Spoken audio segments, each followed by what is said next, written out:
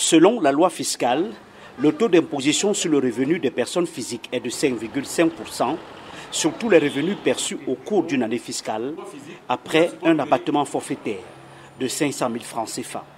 Il y a un déficit de communication sur cette réintroduction du paiement de l'IRPP par les contribuables camerounais. Il faut dire que ça existe depuis longtemps. Et en 2004, on avait suspendu le recouvrement de cet impôt-là auprès d'une certaine catégorie de population. Et avec l'évolution du temps, nous nous sommes rendus compte que l'administration fiscale a trouvé des moyens plus efficaces de procéder à ce recouvrement.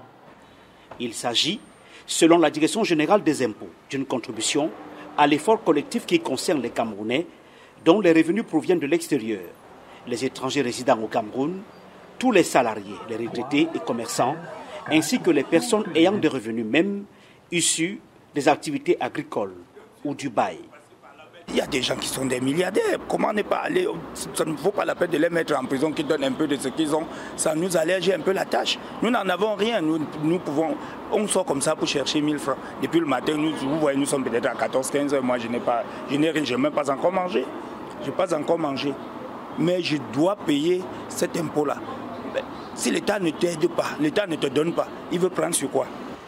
Les Camerounais résidant à l'étranger et qui perçoivent des revenus issus de leur investissement dans leur pays d'origine sont également assujettis au paiement de l'IRPP. Cette question justement des personnes qui sont à l'étranger, je n'ai pas exactement tout compris.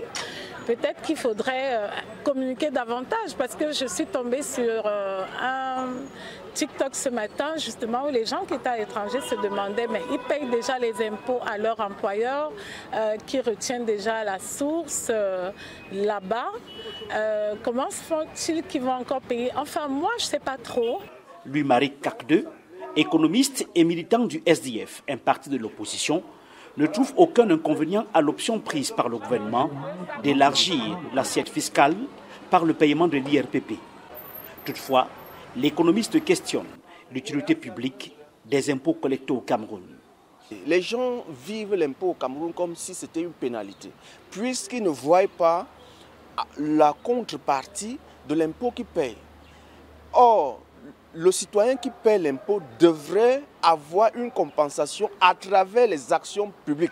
C'est là où le bas blesse dans notre pays. Aussi, il y a un problème de charge fiscale élevée.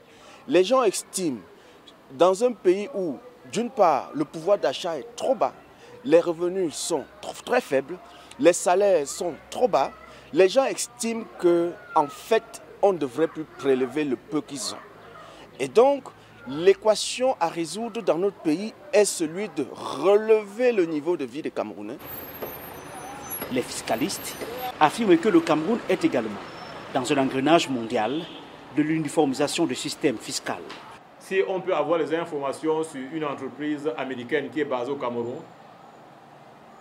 il faudrait qu'on ait des informations également sur les actionnaires de cette entreprise américaine qui sont des Camerounais. Avec le temps, on sera obligé de le faire, de payer, parce qu'en dehors de ces exigences au niveau national, il y a également une pression internationale sur la nécessité de l'uniformisation du système fiscal. L'administration fiscale n'envisage pas pour le moment de faire appliquer les sanctions contre les contrevenants. Emmanuel Junta pour VOA Afrique, Yaoundé.